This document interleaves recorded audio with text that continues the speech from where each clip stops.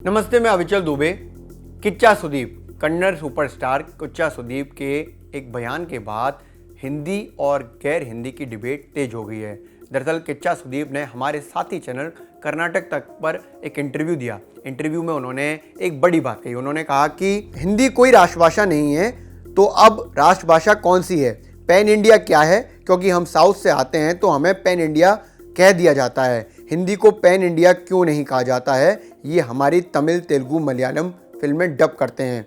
दक्षिण भारत की फिल्में वहां अच्छा कर रही हैं। इस बात पर अजय देवगन ने जवाब देते हुए एक ट्वीट किया और ट्वीट में लिखा, किच्चा सुदीप मेरे भाई, आपके अनुसार अगर हिंदी हमारी राष्ट्रभाषा नहीं है तो आप अपनी मातृभाषा की फिल्मों को हिंदी में डब करके क्यों रिलीज करते हैं? हिंदी हमारी मातृभाषा और राष्ट्रभाषा थी, है और रहेगी। जन गण मन। इसके बाद दोनों के बीच ट्विटर पर बयानबाजी तेज हो गई और आखिर में सुदीप ने यह भी लिखा कि अगर मैं कन्नड़ में लिखता तो क्या आप समझ पाते?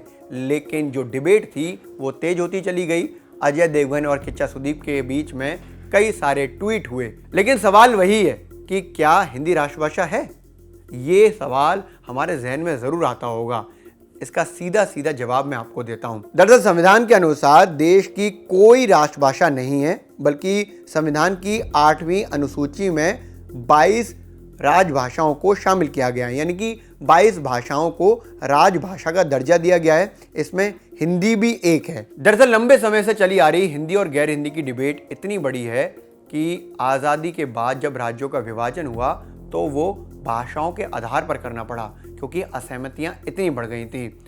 भारत की आज़ादी में महत्वपूर्ण योगदान देने वाले सी राजगोपालाचारी पहले हिंदी के प्रचारक हुआ करते थे, लेकिन बाद में जब हिंदी और गैर हिंदी की डिबेट बढ़ती चली गई तो वो ही तमिलनाडु में हिंदी का विरोध करने लगे थे।